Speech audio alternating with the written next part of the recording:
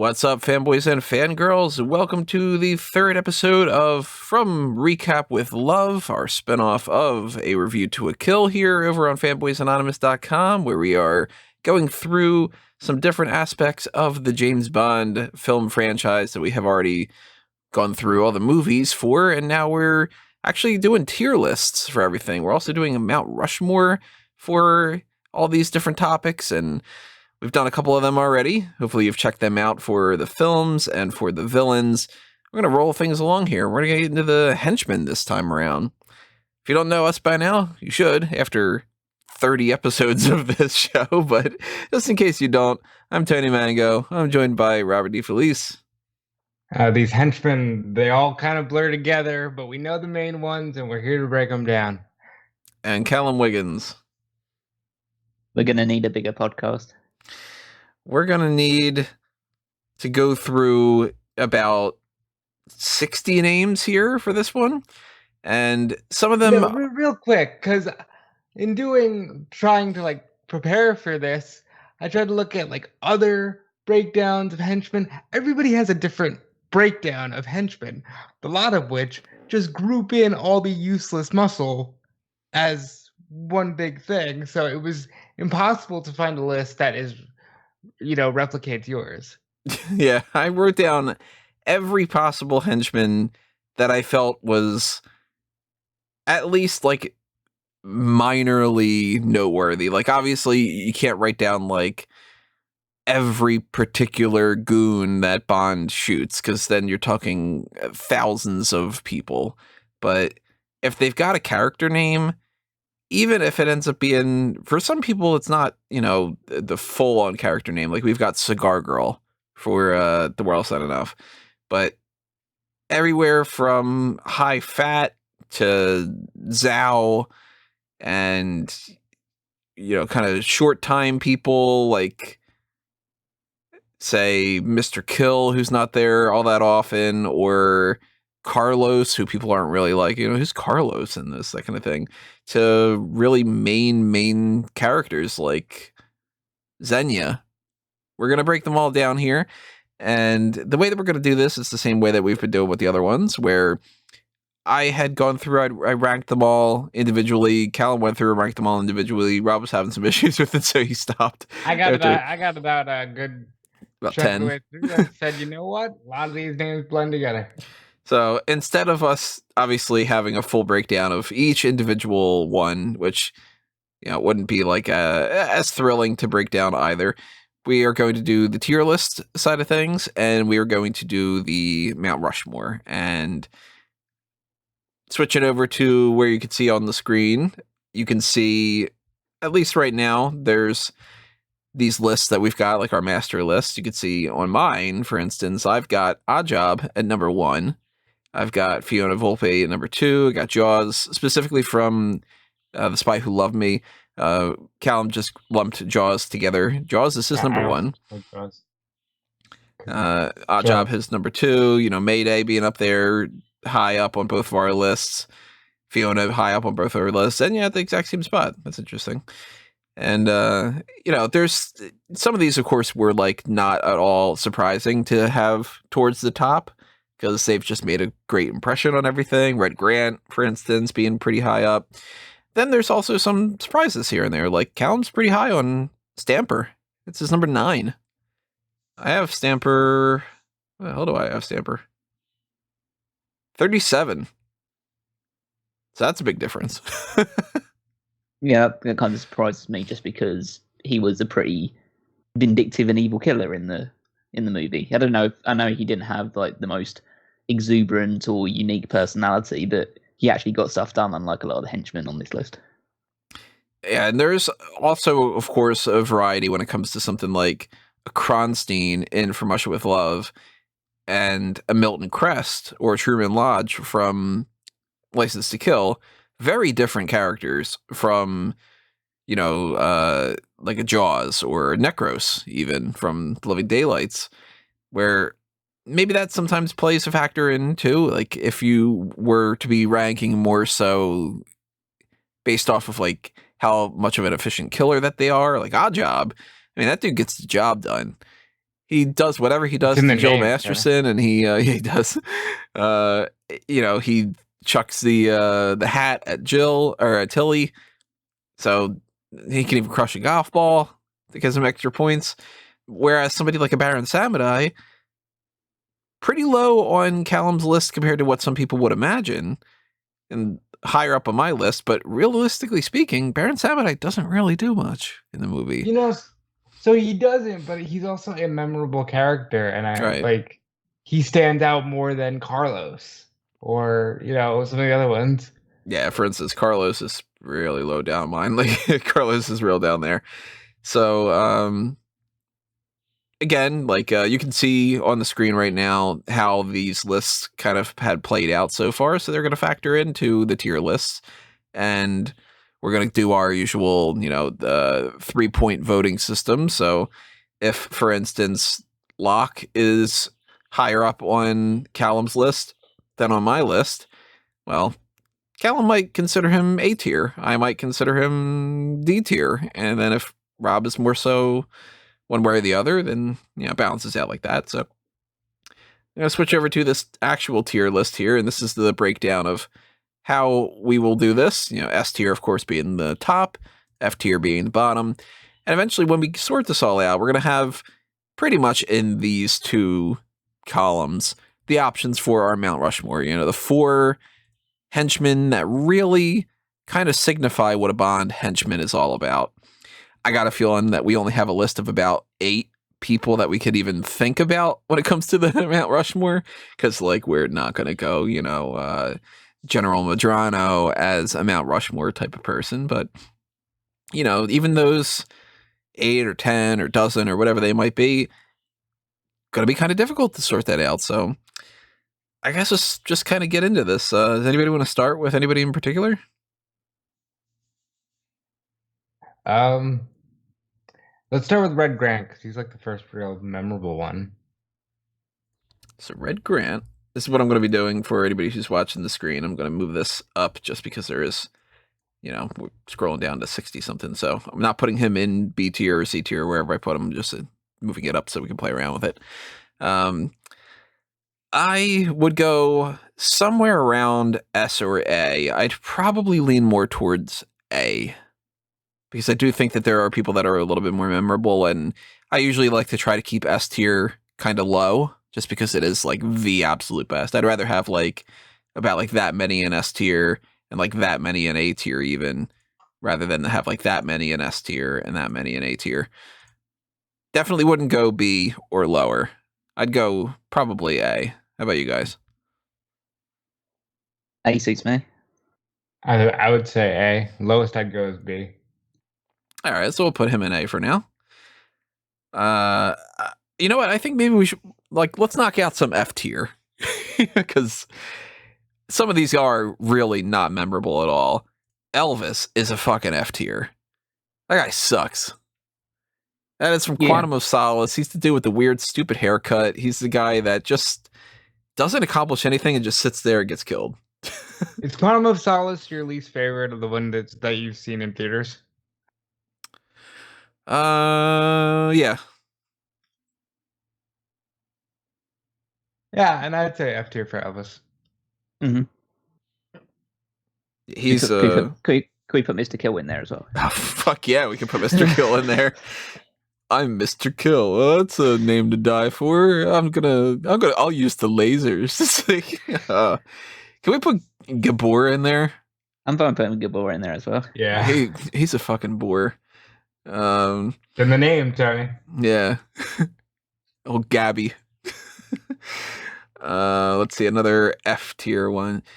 I mean, realistically speaking, Carlos is kind of F tier, because you wouldn't even know that his name is Carlos. For anybody who doesn't know who Carlos is off the top of their head, he is the guy that is going to rig the bomb for the jet in Casino Royale. So he has that fight with Bond, and the fight's cool, but that's why I wouldn't put him in F tier, because his scene is memorable. Even if the character isn't, it was a really good scene. More so E tier? Yeah, I'd say D or E. I'd be fine putting him in E. But I just don't think he's F. F is like people that just like Yeah, are given true. a decent amount of screen time and like just add nothing to the entire thing. Whereas Yeah. his thing, it was like one good scene.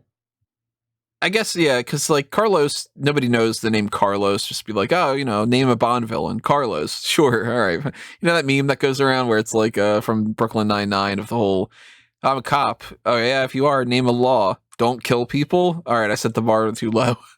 Like if you just go, is it Carlos? I don't know, Ted, whatever.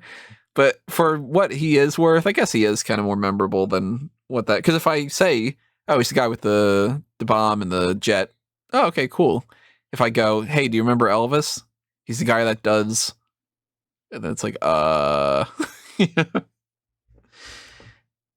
But yeah, potentially move him down if we end up realizing that we wanted to go in a different direction. Let's see some other ones that are really low on this list. Sandor. Yeah, Sandor's not getting high, that's for sure. I mean, he was high and then he fell. So Sandor is from The Spy Who Loved Me. He's the one that Bond, he's grabbing onto Bond's tie and, you know, where's Feckish? Pyramids! And he just knocks him off and dies. Yeah. He's completely ineffectual. I think he's probably E tier for me. Because at least that's cool, that moment. I mean, I would personally put him in F. I just don't think that he was just a very generic, okay, so this guy is the cue ball type. Yeah, I don't remember him being a big part of the story. It could have just legitimately been any henchman. It could be any goon. Could have been the hey, I got a brother guy, you know, just okay, thanks. Bye. Yeah, so F for me. The 2 votes for F? I would say F. All right. Sandor and Gabor. We got any others that end in or? Let's see. I'm not high on Craig Mitchell. He was Quantum of Solace. He was the beginning guy who shoots at M and he manages to hit the pole that's in front of him and chases around with Bond and gets killed. I'm thinking F tier for Craig Mitchell. Fair enough.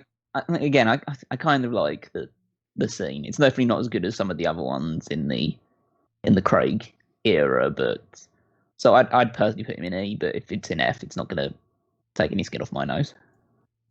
Especially he wouldn't be able to because he wouldn't have gotten that shot. He killed one person. Yeah, he killed whatever the other random ass guy would be. But yeah. Let's see here. I am not high on Bullion. I would go. So I'd probably go E tier more so than F, but I don't think I could go anywhere higher than E. He's fine. He's fine by me. I don't feel like he's I don't think he was a super memorable character, but I wouldn't put him in F because he did get a bit of screen time and he did show a little bit of personality. Yeah, one of my favorite movies. I'd put him in E. He's got that part where he's just like, you know, like, oh, boss, I was looking for you, and like, you know, I tried to do that, and then he's like, oh yeah, okay, and he shoots him. You know, that's at least kind of fun. Try to do this a little cleanup here. It's pretty stupid. I probably should have just done it this way. This is a lot easier. Sword range. There we go. What you guys feeling about Chang? So Chang was Hugo Drax's henchman that like Bond had fought in that glass museum with the kendo stick. Yeah, I mean that's a decent fight scene. But he's also the guy that sets Bond up in the what you call the G-force machine. Right, he's the one that turns the knob. Spinning. Yeah, just spinning for ages. Turns the knob sounds so like, oh, he turns the knob. Yeah, it does. It sounds less interesting, but I'd go probably D tier. We're not doing the Bond girl list yet. Yeah. I feel like he's a probably D. I think D's fine. Yeah. Okay. Never was that bad. He's kind of one of those like, I don't know why he's there in the movie. Like why he's specifically like, why's Drax got this like because he's somewhat ethnic. Yeah, I mean we know we were talking about it during the movie. That was because it was just he's a guy that's like a instructor from Michael G. Wilson. It's like, hey, want to be in the movie? That kind of thing. But still, it's fundamentally it doesn't make a whole lot of sense in the movie itself. A lot of that movie doesn't make sense. That's true. Fun movie though. Hmm. Malacca, the free runner in Casino Royale. Again, it is a case of he doesn't have a personality, but I think he's a C because that scene is so good. I'd lean more towards D, but I think that's more so just because, like, technically speaking, his character is not all that great. It's more so the scene, and that's why I'd lean more towards like the D. He's definitely not like F or even E really, because he's more memorable than Carlos in my mind. I'd put him above Carlos, that's for sure. But I don't think I'd go so far as to say C. That's only 2 spots lower than Red Grant. We got a lot of people that could potentially go in that C tier, you know? Yeah. Again, we could always adjust these. These are not official until we say that they're official. Let's try to find an S tier. Well, not try to find, but... well, just put Jaws in S tier. Yeah. I mean, Jaws is definitely an S tier. Would you guys potentially split those, or do you think that combined he's still going to be just S tier? He's just Jaws, I think. Yeah. I mean, I know the one in Moonrise, not the one in Moonrise, the one in It's probably Love Me is more threatening and everything. Yeah. It's more threatening and he's more of like an actual henchman, whereas the other one gets turned and is a bit more, I don't say goofy, but a bit more like amiable in Moonraker. But I just feel like it's one character arc spread across 2 movies. So I'd say Fiona's definitely S tier. She is the first real like femme fatale types. She seems like she's got her shit together. She makes sure that they orchestrate Paula's death. And she's, of course, memorable, not only just because she's super duper attractive, but like you got the bathtub scene. She dies an interesting enough death with the whole like dance sequence. It's not like, you know, a super crazy action scene, but even then, she's got the rocket motorcycle car and everything like that. Like, she's badass. Love Fiona. yeah, I'm fine putting her in. Yeah, Fiona's great. We might as well put Oddjob in there too, because I mean, put Oddjob in what's the likelihood anybody's going to argue against Oddjob? He's the fucking man. I'd make the case for Boris, but I'd go S tier for Boris. No, yeah, because it's just too like comedy, and it's but there is a place for comedy henchmen, absolutely, but I don't think they can't go to the S tier. The S tier needs to be they need to be deadly in some aspect to be S. I can budge on that. I'll put him in A. Dude, it's for A. I would have potentially gone S. I do think Xenia deserves to be S. Where's Xenia on here? There you go. I think, yeah, I mean, Xenia, I'm happier to put in S than Boris, yeah. Again, it's another one. 2 S tier lists. That's good. She's gonna be on another S tier yet for sure, because she is just basically an updated Fiona in some ways. Like, she is incredibly sexy. She is memorable as all hell. She's got every scene that she's in, she steals. She's got a cool death. Bond's got a good line after she dies, after she gets rigged up with the helicopter and gets strangled on the tree. And she always did enjoy a good squeeze. Like, that's some great stuff. I mean, you check everything off the list pretty much when it comes to Xenia. Callum mentioned comedy. I will make a case for Nack and S. Probably be the only one, and that's okay. But I just want to say that Nack, it was my favorite throughout this entire journey. I absolutely love Nack. I don't know if I'd go S. I think I'd probably go A. But Nack is one of my absolute favorite characters in the franchise. He's just so fucking fun. Whether it's like, you know, sitting there with the little tiny derringer eating the peanuts, or if it's like, you know, I kill you. And he's like chucking the bottles at Bond. Like, let me at you, big bully. Like, just Nack's fucking great. Callum, where are you going? S. S. Okay, nice. Cool. I feel like he has the deadly factor enough, even though in the way that he is. But realistically, he's such a big part of that movie. Like, he does. He's involved so much. I know the whole movie is built around Scaramanga and Bond, but he's the next biggest character. Well, obviously not the next biggest character, literally. Obviously, he's the smallest character, but he's also. But he has the most impact outside of those two. So. And I mean, culturally, he kind of was the influence for Mini-Me. So. Yeah, in some ways. I mean, Nick Nack's fucking great. I'm totally cool with him being on S tier. Yeah. There's only one more that I'd put in S tier. Let's see. So, like, I wouldn't necessarily put Baron Samedi in S tier. I think he's B. Because we need to balance out the fact that he's culturally significant but completely ineffective in his role. Yeah, that's true. I mean, I don't know. Because I know most people will put him in A just because it's Baron Samedi. Of course, you put him in A. But then when you actually watch the movie, he doesn't fucking do anything. So we need to be taking a stand in the sense of like, well, you actually have to do something to be an A or S tier villain or henchman. I'd put him potentially in A, but with the option of moving him to B, depending on how many people we put in what and kind of the comparison thing. So I'd lean a little bit more towards A because I usually lean more towards the positives than that. But where are you thinking, Rob? A or B? Or I'd say B. He doesn't. I like him. 2 votes for B right now. Influenced Pathashango, but he didn't do anything in the movie. Yeah. I just think that there's no justification for putting him in A other than the fact that he is a cool looking character. And sometimes that's enough, but it's just like when you actually look at it and you say, well, what did he do in the movie? You just say, he pulled some cards out and he wore face paint. Yeah. And he tried to attack Bond, immediately got thrown into a coffin and died. Like that's Baron Samedi. So then the other S tier one that I'm thinking that you're saying though is Mayday. Yeah, absolutely. Yep. And I'm totally cool with Mayday going in S tier. She is memorable as hell. She is great. She kills people. She has a good character arc. She's S tier material for me too. We need more Maydays. So I really like. Yeah. Great character. I mean, there's already 31 Maydays. Stop it.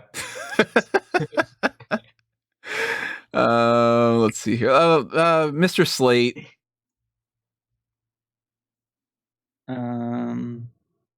Where do I have him?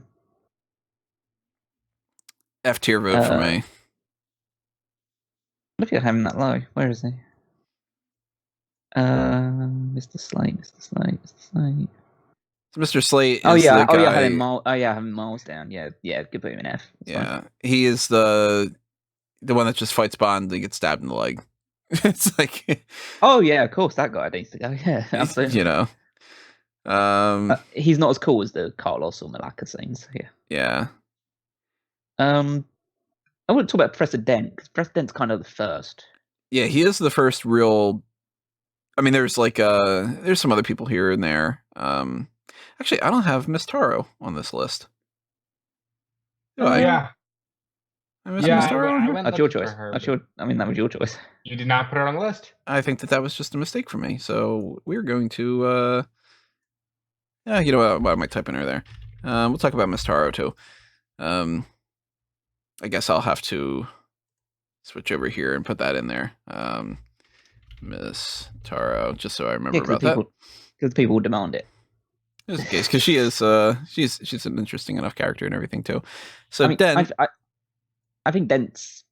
I like his death scene, and I like the fact that like he's one of the ones where you get the little confrontation with Bond about all this stuff and talk about what's been going on. He's basically sat on the bed. He pulls the gun.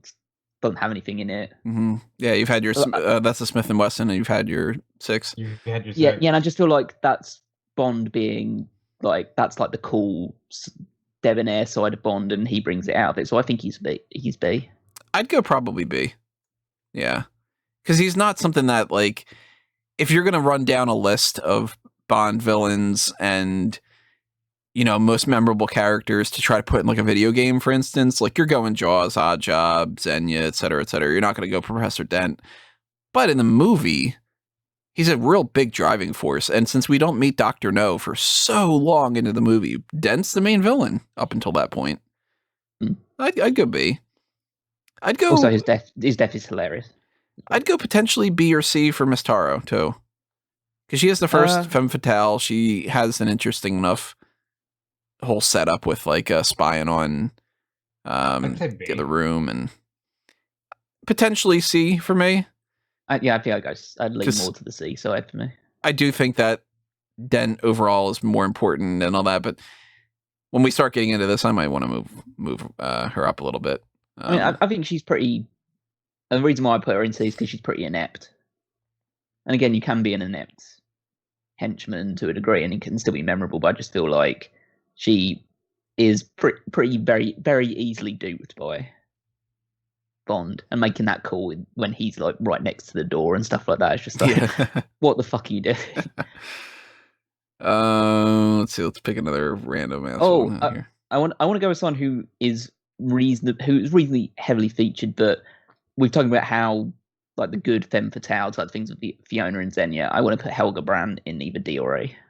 Helga sucks compared to what she should be. Yeah, I'd probably go more D, because she's attractive, but she's not as attractive as Fiona, and it was very clear that they just wanted another Fiona because she's almost a carbon copy, and she has the stupid airplane scene where she locks Bond's arms and then she jumps out, and that's just like, man, Fiona gets so much more done by fucking Bond in bed, and Helga's like, oh, I'm gonna tie you up in a chair and I'm gonna do this, I'm gonna do that, and it's like, no, you're weak, Fiona. I wouldn't go so far as to go with A, because Helga is more memorable, but I mean, she's not that much higher up than Chang to me. No, I'm fine putting her in D, but she definitely needs to be lower than halfway. She's not C. She gets the D. Ew. Okay, someone else who gets the D then, Mr. Wint and Mr. Kidd. Oh no, see, I'd go C tier for them. No. I was making another joke about the D, but I think they're D as well. I think they're B as well. B. I think they're I think they're really entertaining. I'm cool with B.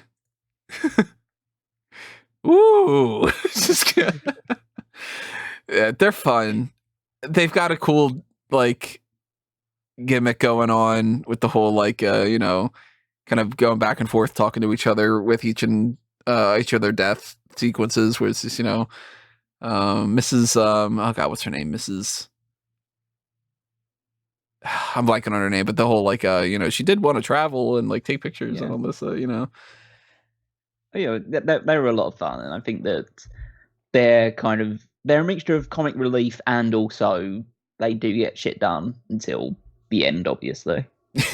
And like, I love how it's just like, oh, we've got this bomb cake and we've got these flaming skewers that I'm just gonna get set on fire and jump out into the water and all that. It's fucking so dumb. That movie's such garbage. Well, should we put the other double act in B as well? Because I think that's where Mishka and Grishka belong as well. In B, I wouldn't go that far. I'd say C. What, you'd say C? I'd go C. Yeah. I'd say C. Because, I mean, you don't even really necessarily need them too much in the movie. They're kind of fun, though. Like, I wouldn't go D by any means. They're far more fun than, like, Helga, for instance. When I think Mishka and Grishka, though, out of everything that I think of literally just the line, "This is for my brother, Grishka." Like, which one's Mishka and which one's Grishka? And like, yeah, they kill 00, so it's like, yeah, I'd go C tier. What about Patrice? Because Patrice is not memorable, but he is a big part of Skyfall. Like, I'd say C. I'd go probably C. I'm good with C. I wish that he was like, he had something to him, If you make him something memorable, he potentially goes B tier. Whether it's like a cool look to him or an interesting character trait or even a name that's more memorable, because Patrice is just so blah. It's just like, oh man, like, don't fight Bill. But like, yeah, but you can't go any lower than C, because his fight with Bond is the thing that is the catalyst for the entire Skyfall storyline, pretty much. So he's one of the few that gets to actually shoot Bond and like hit him. He's got that cool fight sequence with the jellyfish lights, everything like that. So it is a very cool series of scenes that he's in. So I'd go probably C tier for him.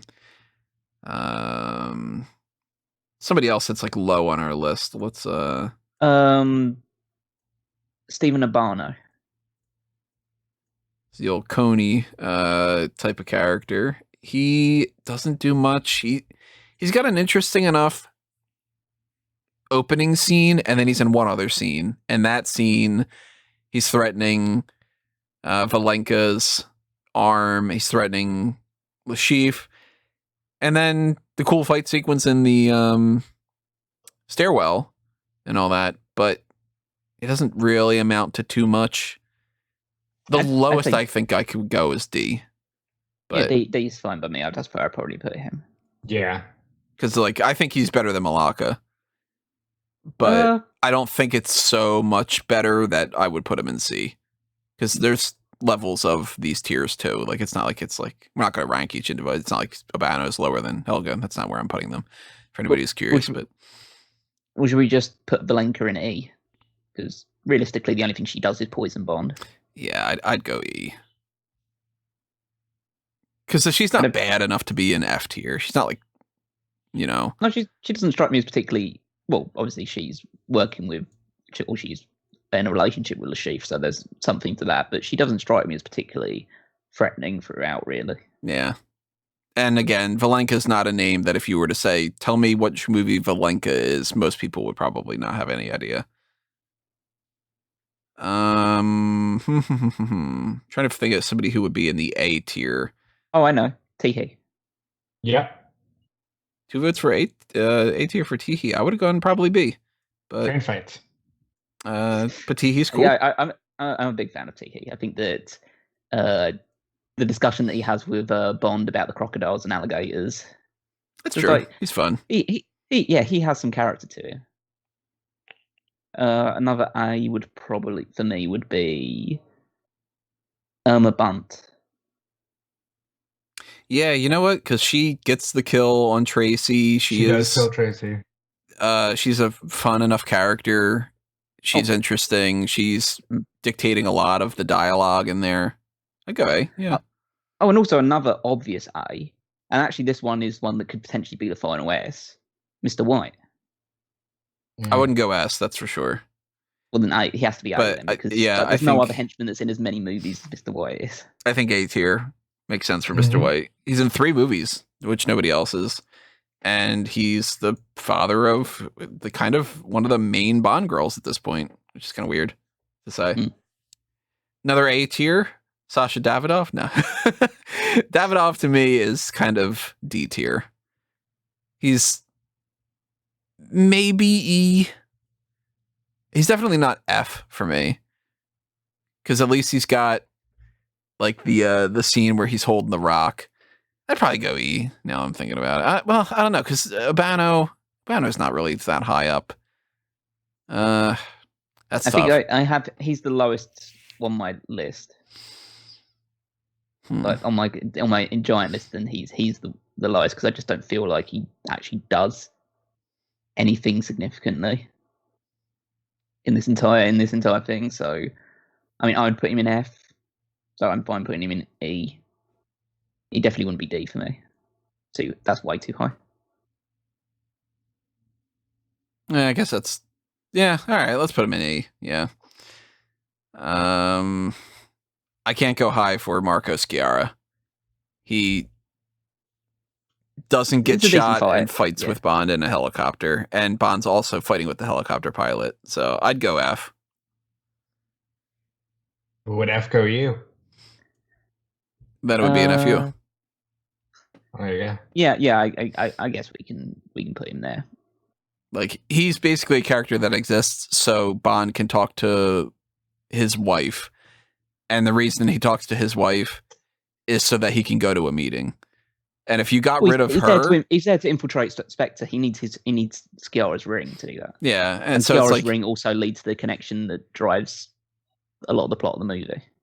well, like he could have been literally anybody. They could have not even named him. You know, It's true, but like still, I know it could be anybody, but it doesn't mean that it was him. So you can't just like take away like, oh yeah, they could have just picked any random Spectre agent. Well, they went with him, so he's still significant in that regard.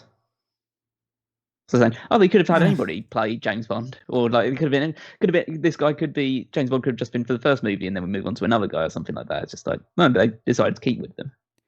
I think I'd go E tier if he had more memorable of a thing, or if he had like any lines that were good, because he doesn't really talk either. Yeah. Let's see here. What about Gobinda? So Gobinda's fun. I wouldn't go A tier by any means. I think I'd probably go B. I like Gobinda. I think that I like the fight on the plane mostly because it's just a case of like me go up there and it's just and also I'm always a sucker for someone who dies by falling. Yeah, that's true. So yeah, I'd be cool putting him in B. Yeah, I'm good with B. B for Gobinda. I'm not super high on Osato from You Only Live Twice. He talks to Bond about how he shouldn't smoke. Yeah. And then that's about it. So well, he's just one of those, like, he's one of those, I guess, I don't know how to describe it. It's just somebody with wealth who has ties to criminal organizations but doesn't really get his hands dirty himself or anything like that. Yeah. But someone who's funding the actual bad guys more than being a true blooded bad guy himself. I think if You Only Live Twice were made in a different era, he and Helge would be merged into the same character, and Helge would just be the owner of the company. I guess so, yeah. So I'd go E. Yeah, E. I think someone also fits into that kind of category is high fat as well. High fat, I'd go a little higher. I'd go D tier for high fat because high fat is at least like kind of fun, and he's got a fun name, and he's like, you know, the whole like I want to be buried in this mausoleum and that kind of thing. I like high fat more. Sure. And he also is a nice example of the trope of villains kill other villains to be more villains. Yeah. And the whole thing where it's like he's smart enough to know that Bond is Bond and not Scaramanga despite the third nipple. I want to fill up some people on C tier maybe a little bit because it's like it does seem to be the one we're lacking in, which realistically it should be the one that should be the most. Yeah, that's weird. But, well, someone I want to put in C tier is Whisper. Yeah, I'm allowing it. Yeah, you know, I just think it's a fun gimmick. It's a really fun gimmick of just a guy who just doesn't talk that much. I like Whisper a lot. I'd even potentially go B tier, but I could see C tier working for him because I just think he doesn't do enough to be the B tier one, but he's memorable. He kills the guy in the car with the rigged up rear view mirror, not the rear view, the side mirror, and he's got the whole like, shall I open it for the the bottle of champagne, and he doesn't technically die, which is cool. I mean, he gets sealed in a thing that he's probably going to suffocate, but like Whisper's cool. I'd potentially go B tier if you guys were interested in it. But definitely C tier at the very lowest. I mean, it's whether you think. I mean, I know there are tiers within tiers and stuff like that, but it's whether you think that he's level pegging with Baron Samedi. That's true. Yeah. Because I think that the people we got in B tier are still a bit. I mean, it's the case of like he'd be one of the lower end of B tier, so I'm kind of okay with putting him as a high C instead at the moment. High C, good drink. Yes. I go A tier for Ourumov. I love Ourumov. I think he's like so slimy, and he's got some lines that just stick with me forever. Whether it's like the whole counting down with Trevelyan at the beginning of it and telling Bond that he can't win, and I like that he's like when they're driving around in the scene with the tank and all that, he's perpetually drinking the alcohol, and that he shoots Mishka and blames it on Bond. I think definitely A tier for Ourumov for me. At the very lowest B tier. But I think he's then he's going in B tier then because he's like on the lower end. He's on the lower end for me. I just don't think he's particularly. I don't find him particularly memorable. I know why you do because it's GoldenEye, and so of course you're going to pretty much remember everything about that thing. I just don't feel. I feel like it's one of those ones where almost the same thing the argument you make with Cigar. It could have been anybody. B tier it is then. 2 votes for B tier. Yeah. I put Medrano in B tier as well. Maybe C. One of the two. I think he needs to be at least halfway or above. I'd go C for Medrano because he doesn't really do anything. He doesn't even interact with Bond a single time. That's true, but like that doesn't make him. I mean, he's obviously an awful human being. Yeah, and I know he's again. It's Quantum of Solace, so it's not the greatest movie of all time anyway. But I feel like the fact that it's good to have someone who the Bond girl has the affiliation with. I don't think you necessarily need to have someone who Bond is involved with closely, as long as it's someone who, in his circle of allies, has a reason to go after. A better movie would have done him more justice than he would have been a B or an A, but I'm going C. You go ahead. I'll say C. Yeah. I can live with C. I would say B at the highest. Like he's memorable, and he's. I think he's like on Whisper and Michigan Grishka kind of territory. Yeah, definitely not like D. I think C's good for him. He's better than these characters for sure. Can't say the same about Naomi though. Naomi's just hot and blows up in a helicopter. So I'd go C at the highest, maybe D. But I'd lean probably a little bit more towards like being a lower end of C. I mean, I think D, just because she does do, again, the cool helicopter thing, and she is hot, but it's just a case of, I feel like she's not a real, and this sounds like just the worst possible thing, but she's not a femme fatale because she didn't fuck Bond. Yeah. She doesn't take that extra step to make her something like a B tier for me. Well, I don't think she takes it enough to even be halfway, really. I think you need to be more than just hot. So I'd put her in D. I'm totally cool with putting her in D. I guess we can put her in D. She gets the D as well. One that I don't think... I'm wondering, like, I assume Rob particularly would disagree with this one, but I want to put Mr. Hinks in C. I think that's good for C. He was... Yeah. Like, he does his job well, but it's not... He's got no backstory and no character, really. Anybody could have done that role if they were big and bulky and, yeah. you know? But he just looks good in the suit. He's Sandor who doesn't die as early. Yeah, C makes sense. Yeah. Vlad is terrible. Vlad is F tier. Oh, I mean, I'm worried the F tier is getting too big at this point. We might not start moving some people over because, I mean, is Vlad really that bad? I think so. He's like, he just pops up and he's just working on that weird suit. The only thing that's memorable that he does is he says, "Hey, boss, he beat your time." Yeah, I guess so. I mean, I kind of like the mad scientist character to a degree. But yeah, he's not super memorable. Or I'd say he's not super memorable. He's not super effective in anything that he does. So yeah, I guess F tier makes sense for him. D. I mean, like he's not. It's not terribly offensive, right? You balance him out and put him in E then. Yeah. Because you're thinking D, you're thinking maybe E. I'm thinking F. It kind of is like in between. E tier. Yeah, I'm okay with E. Yeah. What about if we're on Die Another Day? What about Zhao then? So Zhao, he, I think, goes in C for me because Low C, high D. He's like a big part of the movie, and he's got the memorable face with the diamonds in there. He's got some good action sequences and everything. It's just a shit movie. So I think it doesn't do him justice. I can't say he's on par with Chang, but I can't say he's like as fun as Gobinda or, I think C. I'm fine with that. I mean, and yeah, I'd probably put him somewhere C, low B, but yeah, that makes sense. Yeah, I'm good with that. Vargas, I'm not big on. I think E for Vargas. He literally is told as like he does nothing. Mr. Vargas doesn't do this, he doesn't do that.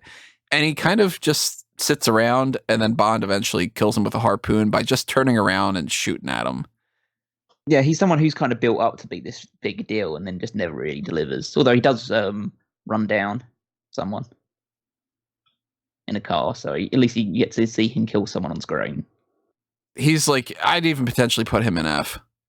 Nah, I wouldn't go that far. I feel like they give him they at least do go to the lengths to build him up.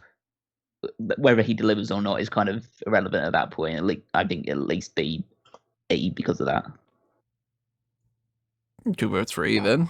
Yeah, I'd say E. Let's see here. Greg Beam. E. I love He's charismatic, but he doesn't do anything. Like he's one of those ones that's like he's a crooked CIA agent, and we don't really see even him get any sort of comeuppance. Really, we're just told that Leiter takes his job. I'd go D for him. I think he's more fun than even Urbano.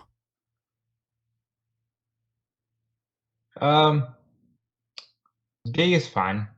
Maybe E. I lean on the positive side then. How do you feel about Carl Mortner? I kind of like him.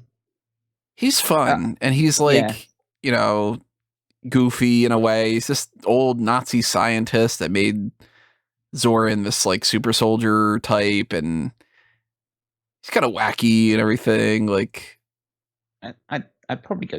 I'd go somewhere around C. Yeah, C would be good for me. Yeah, I'm fine with C. Okay, what do we think about Kaufman being B? Kaufman's because I know his scene great. is so short, but that scene is so good. It's one of my favorite scenes in the entire franchise. In that little scene, he makes a big impression. I'd go B. Yeah. I'd say B. That scene is fantastic. Yeah, I'm good with that. Yeah. So. Yeah, he's so fun. He's just a cool character. Like, he is way better, for instance, than like Kriegler, and Kriegler's in far more scenes. Kriegler, I'd go D. Trying to think. Did he do anything particular? He chucks a motorcycle. Yeah, well, Kriegler is kind of like he's a Red Grant knockoff. Right. He's a lesser Red Grant, so it's like he can't go anywhere close to that. And he's better than like the Red Grant knockoff that comes in You Only Live Twice that has no character name. He's just the guy that stands there. Like, he would be an F tier. But like Kriegler is almost kind of like he exists as somebody that people talk about more than actually anything else. Maybe even E tier for me. I'd say E. He's not very memorable. I think he's close to the C, honestly. I'll balance it out with D then. We got an E, we got a C, and me leaning kind of towards D and E. We'll go D. I would like to put. Well, let's take For Your Eyes Only then and just go with Locke in comparison.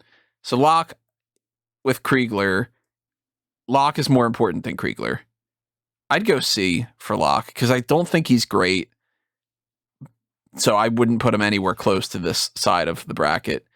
But he is kind of the main villain in a lot of ways. Like, Kristatos is the main villain, but Locke's the one that like Bond's chasing down for like 75% of the movie and all that. I kind of put him on par with Patrice.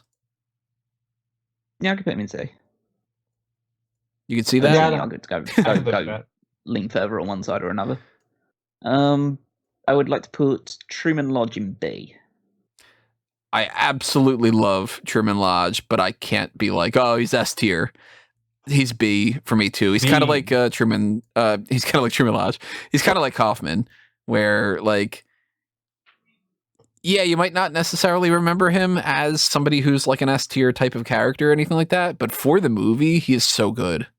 Like, his bullshit, slimy kind of tactics and everything, and oh, great, Franz, it's just another $80 million write-off and all that kind of shit. Like, he's such a scumball. So A's look. Oh, you want to go? I was gonna say same for Milton Crest, but I'd make a case that Milton Crest is A tier because he's even more of a scumbag. That's true.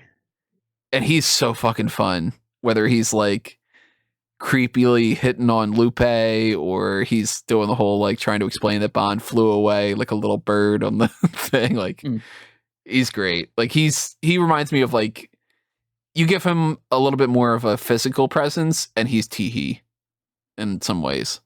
Yeah. And he has one of the most memorable deaths in the entire I love that death. Yeah. So yeah, I'm fine putting him in A. I was gonna say A was getting a bit light, so I was saying, well, why don't we add Necros into there as well? I'm cool with Necros being A.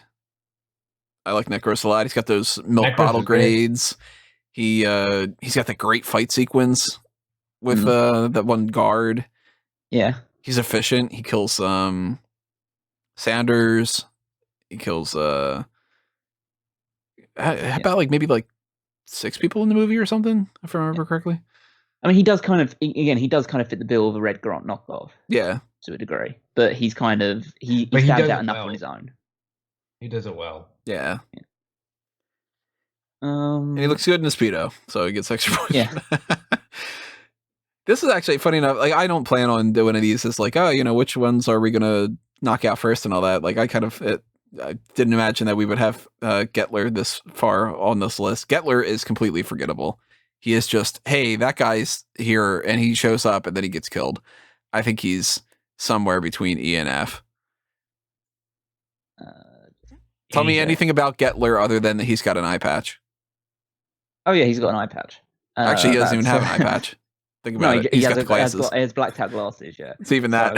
So, yeah, he just has that one scene at the end. Like he's kind of just again somebody who facilitates the ending scene of it. So yeah, I think he's fine going in F. He kind of fits that bill.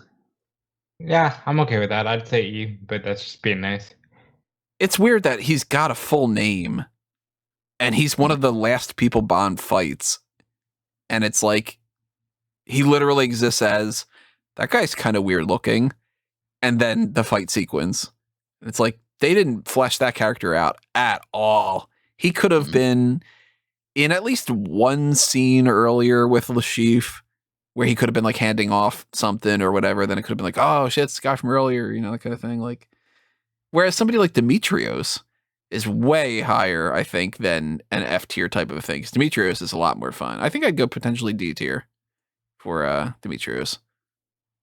Yeah, I'm kind of fine with that. I was thinking C or D, but realistically, I think he's more on the D side just because we don't see enough of him doing the evil stuff. I mean, he's more of a go-between like what Lashif orders or what Spectre orders, and then passing that on to Carlos. So yeah, I would say D. So he's more important than Carlos in the grand scheme of things, but yeah.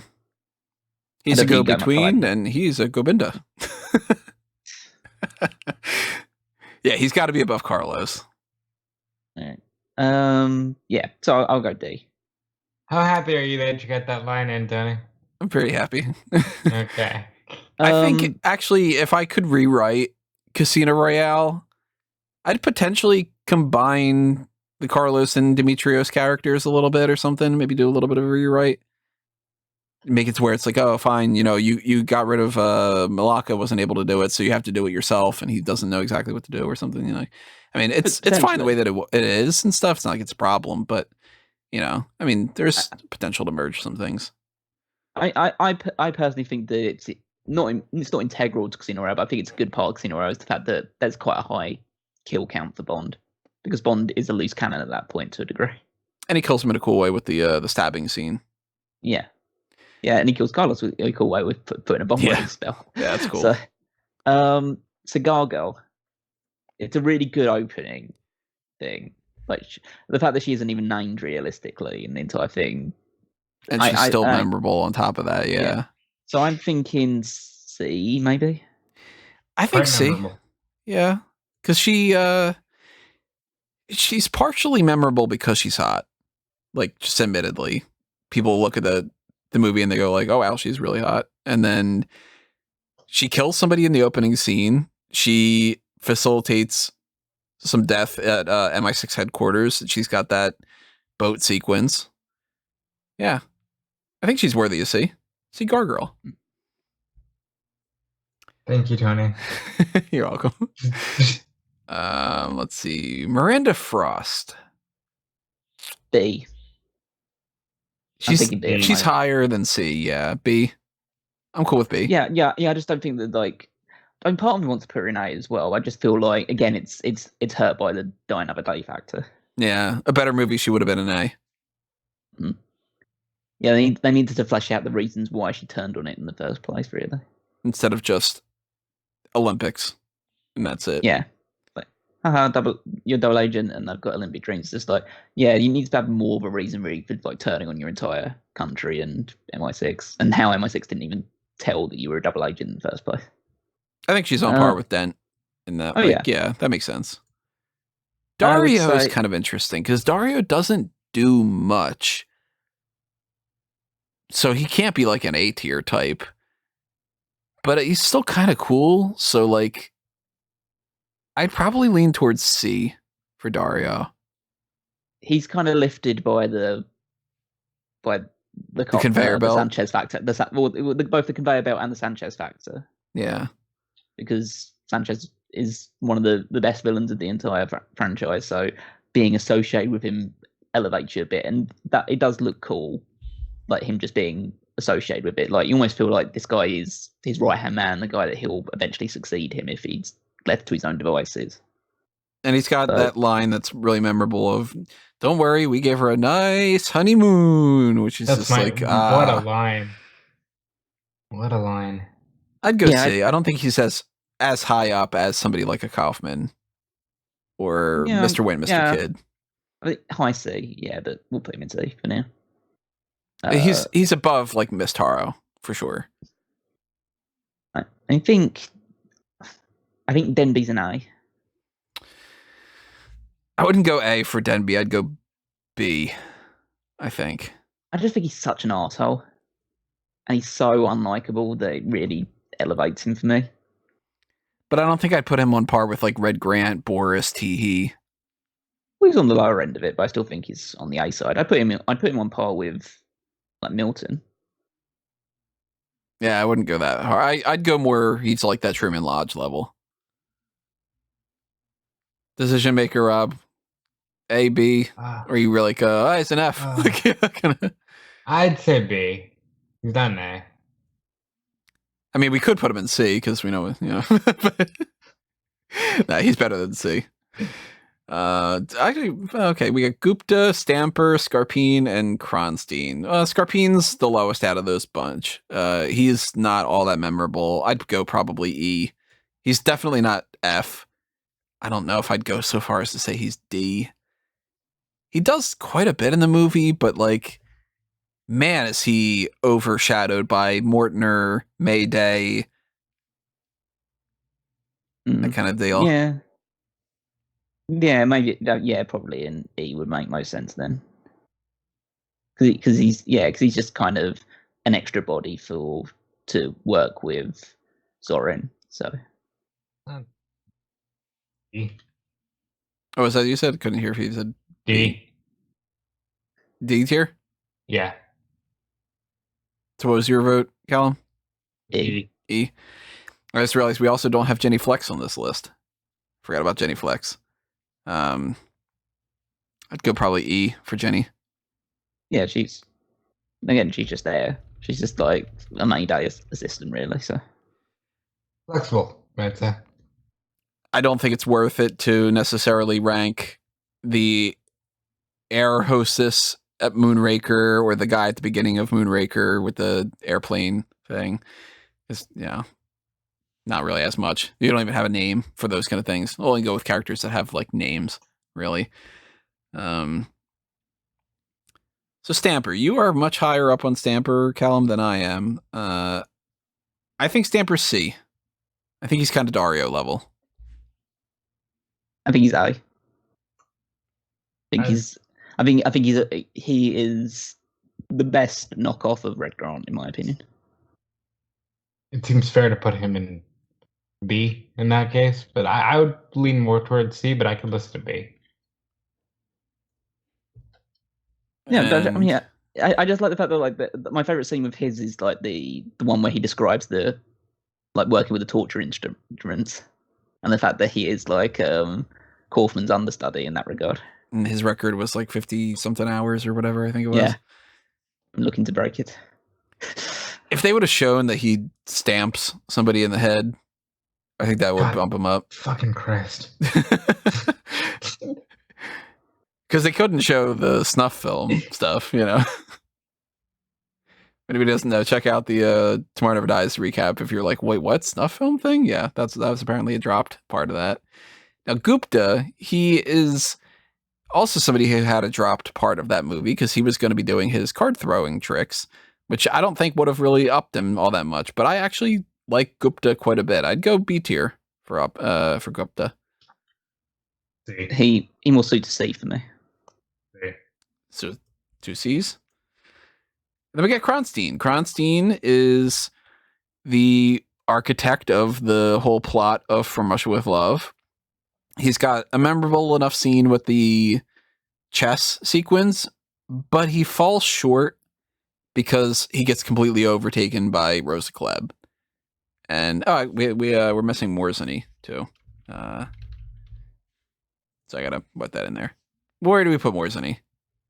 E. I'm good with D.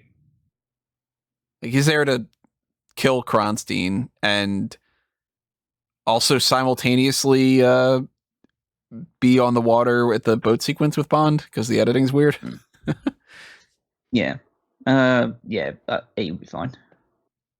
Kronstein, I'd go higher than Morzeny. I wouldn't go so far as B. Maybe. I'd go potentially C. C's fine.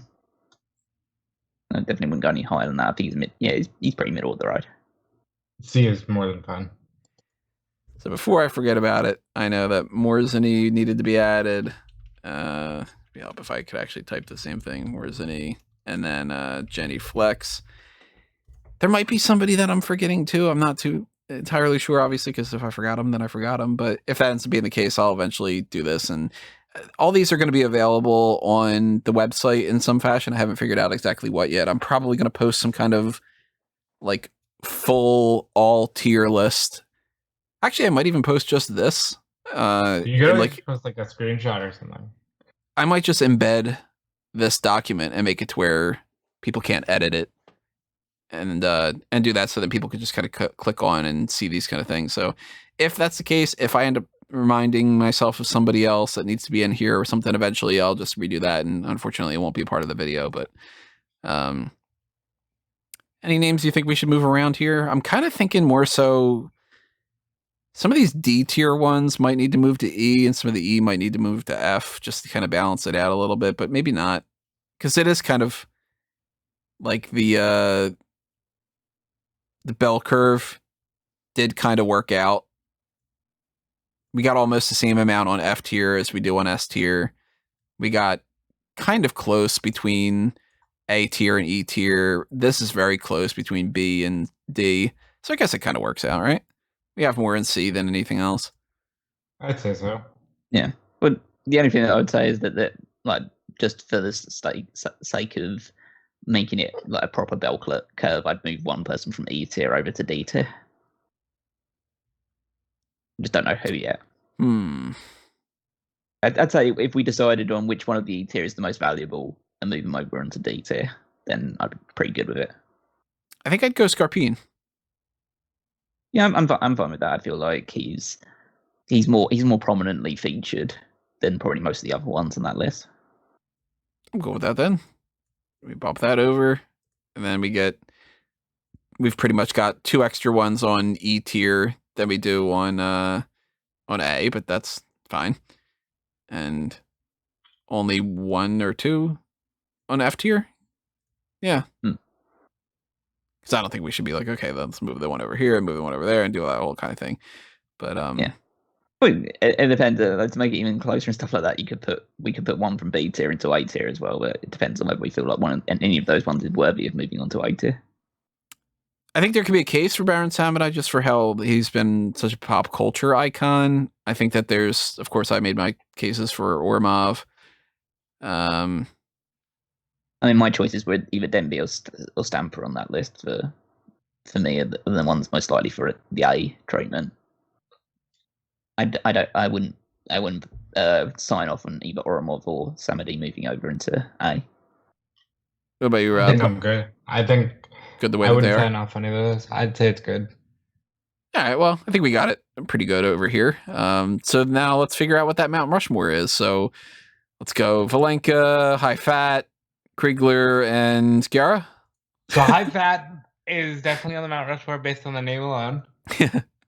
Shame there's no Low Fat. We're pretty much working with this group, obviously. It'd be 4 of those 6 names. Yeah.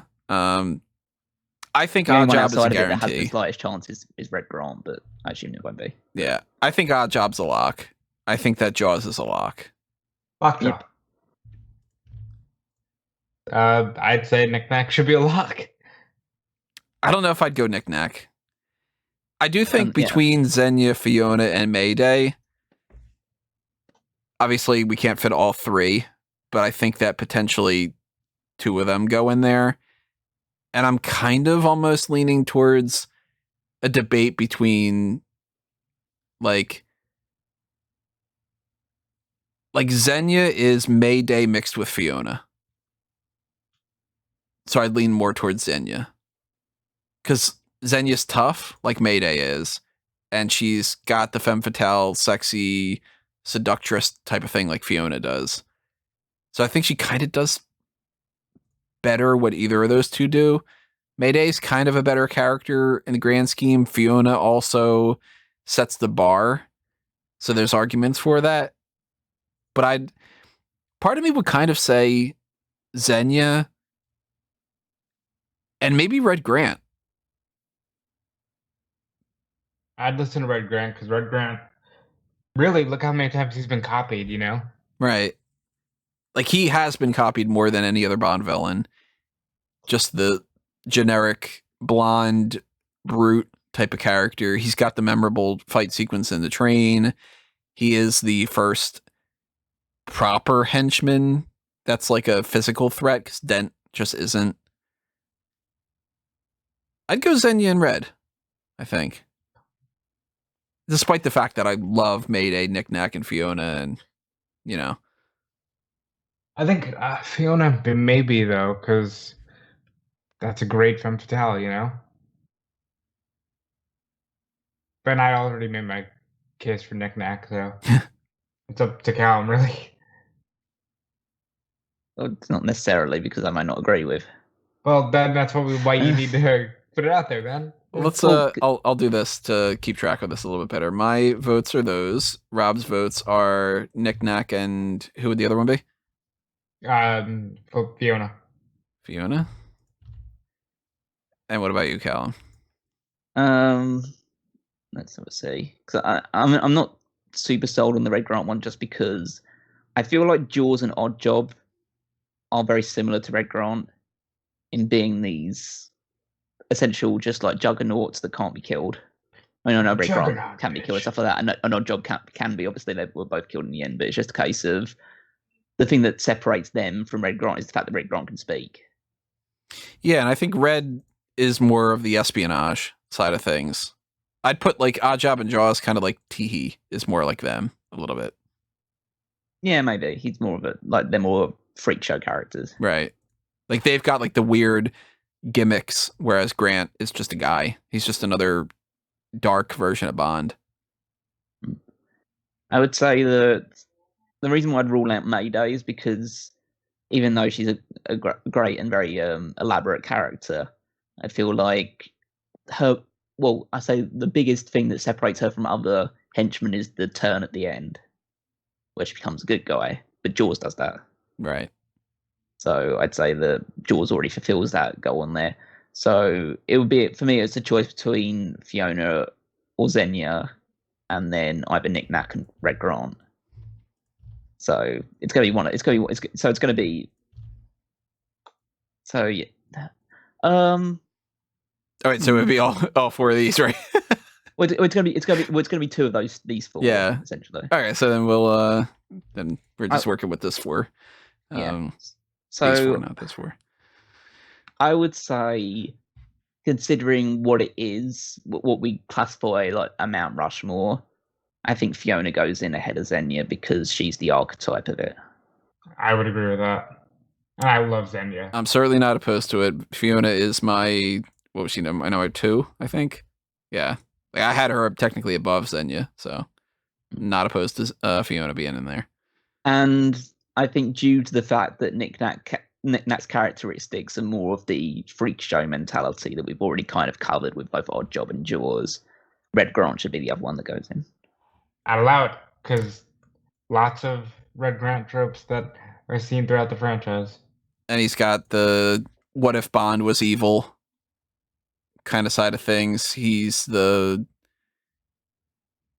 archetype for a lot of things. Yeah. That's a damn good Mount Rushmore too. For the sake of it's more of a traditional Mount Rushmore, really. Yeah. Because it's like because 3 of these 4 villains are Connery henchmen. Yeah, it's true. That's fun. I didn't even think about that. Now, if we went with a B tier, so B tier, we're going Nack, Xenia, Mayday, Xenia, and that knocks out the ones on this. And then a fourth one that would be on this list, I would argue potentially Boris.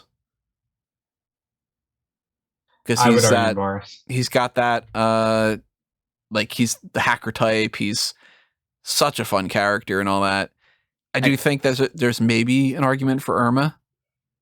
No, I think the argument is Mr. White, because he's the most prominently featured out of all of them, because he's appeared in most of them. He appeared in more movies than all of them. Mr. White.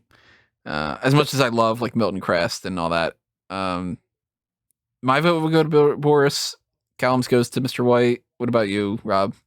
Rob's going to say, but Rob's going to say Boris because he likes Boris. But actually think about who's actually important. Well, then if I'm thinking about who's actually important to the overall series, I'd have to say White, because White's featured in more. But Boris is great. I give Boris a little bit more in my heart. I give a little bit more leeway to Boris because I think that he stands the test of time more so than White has. But then again, we're still in that era, so we don't know. I'd also say fundamentally we can't have Xenia and Boris both on the Mount Rushmore, both on the same tier of Mount Rushmore, because they're both in the same movie, and because that's your bias creeping in with GoldenEye.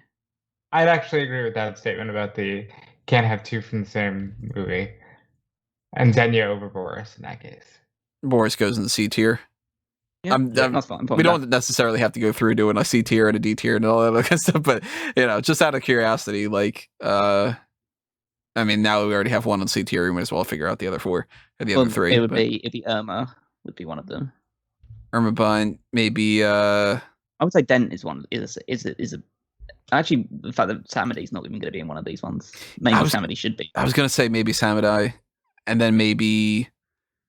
I would say, even though I think Teehee and Crest and Necros are kind of better examples of it, I'd still go Dent just because of him being the first one. It feels more significant. I'd probably lean a little bit more towards Teehee than anybody else that we still have on that bunch. Because then on this list, Baron Samedi doesn't really count as like the freak show type. He kind of does, but he kind of doesn't. Whereas like Oddjob's got the hat, Jaws has the teeth, and then you've got like Teehee having the claw.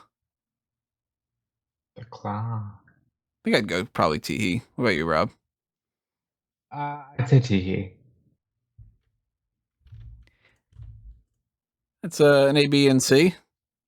Well, obviously, we're not going to do every single one of them I mentioned before, but that is pretty impressive that we even did a C. I am kind of curious, though, if we did a bottom of the barrel Mount Rushmore, the 4 indicative of the worst possible things with this. Elvis. Like Elvis, Mr. Kill with Locks. Yeah. I think Mr. Kill is a guarantee for that because they gave him the name thinking that was going to be cool. They gave him that stupid laser sequence, which is just dumb. Like, fuck Mr. Kill, man. He's really stupid. I'd say Gabor is probably. I think Gabor probably too, because a better movie combines Davidoff and Gabor. And actually, this might be a bit of a weird one to say on the other side of it, but I think the other one should be Helga.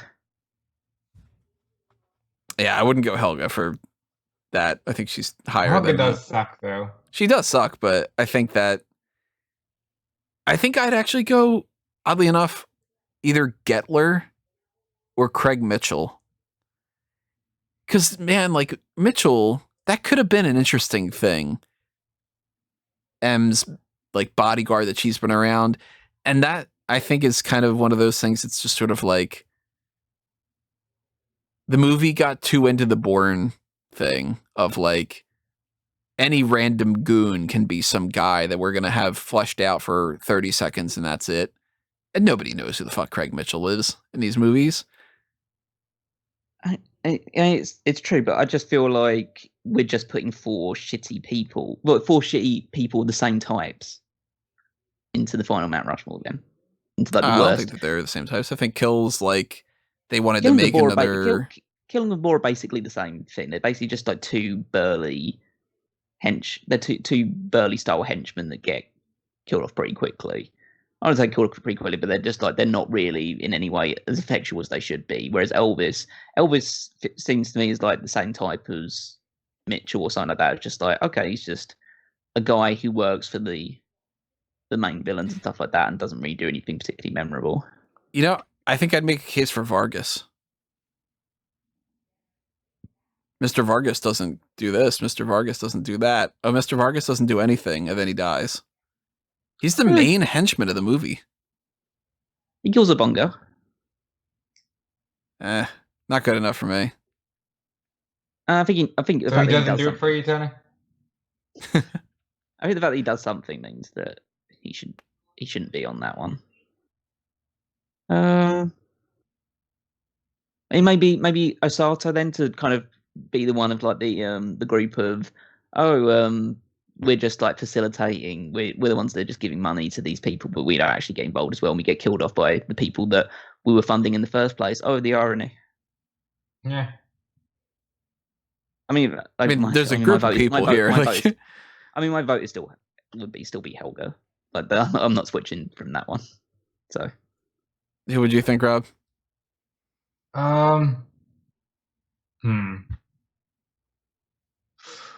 Like I'm not offended enough by like Valenka or anything. But like Helga sucks, so I allow for Helga because she could have been so much more, and she just wasn't. I just think that she's the good epitome of like when you do a femme fatale wrong. I kind of think of her more so as underwhelming and disappointment than inherently Mount Rushmore of bad. It depends what you could class as like the Mount Rushmore about. It's just like I just feel like if we put Craig Mitchell or Skill or anybody else, just like okay, it's just four completely unmemorable dudes. Like, that's why I lean a little bit more towards a Vargas, because like if you watch just the Connery films, Vargas is one of the main henchmen, and you're like, what a big difference from Oddjob in the previous movie to Vargas. That's a steep drop, you know? Yeah, maybe, but then I would just make the argument of, okay, we put Vargas in, but then we have to take one of Gabor or Mr. Kill out. And then put Helga in. Helga or Naomi. Because again, they're both examples of just like not very good femme fatales. The ones that could be good if you actually put a bit of time and effort into them, but then just like actually just really don't turn out well. And the other, I'm kind of just on the mindset now of let's not do a bad Mount Rushmore version of it because we're not going to come to a consensus on it. That's why I was like, I would just type that out and be like, because it's not like it's an official list. We need to, send this into some kind of archive or something like that. Just be like, kind of like the Helga, kind of Vargas, that kind of thing. Either way, this was the most important Mount Rushmore, of course, that we needed to take care of. So, yeah, that's the henchman side of things. We got some good rankings going on here. I think that there's not going to be anything that anybody's going to be like, what the hell? Like, you guys have, what do you mean you don't have Vladimir up in B tier? Like, I don't think that's going to be the case. Because some people might try to make arguments for, like, I know some people like Locke more. To me, not the case. I think we got it good. I would say so. I'm ready to lock that all in. No real, like, okay, not share or anything, but we of course want to know what everybody else has to say. So drop a comment below. Tell us where you would put some of these people. Tell us how your Mount Rushmore stuff would work out. Whether you have some arguments for other tiers that we didn't do, or maybe you're like, oh man, Mayday should have been over there instead of Jaws, or whatever it might be.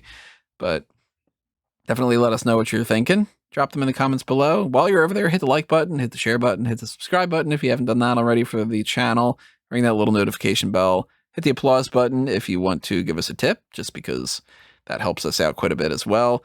Join the members-only side of Fanboys Anonymous if you want access to the bonus features content that we have up on there. Another way to do that is to check out the Patreon, patreon.com/fanboysanonymous. And if you are interested in anything on the pro wrestling side of things, check out smarkoutmoment.com and everything that's happening over there.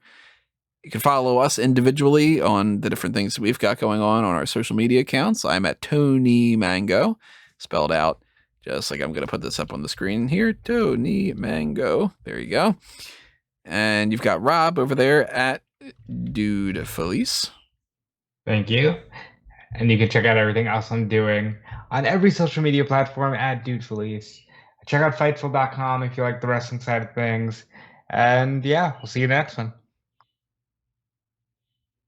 Yeah, you can follow me on Twitter at Weekmeister14. Check out everything on smartcatmoment.com. All the weekly articles, all the great stuff on there, and over on the Smart Cat Moment YouTube channel, or the podcast feeds. Check out all of the Smack Talk episodes as well. All right, everybody, that is it for this one. We're going to roll along with another one here and kind of keep these lists going. So stay tuned. Click on the next one when you get to see it next week. And check back on the other ones if you haven't watched them already. And we'll see you when we see everybody. That's it for this episode. Thanks for listening. And the Review to a Kill podcast and tier lists from Recap with Love will return with either the allies or the girls. We haven't quite decided yet. One of those two. We'll see you next time, everybody.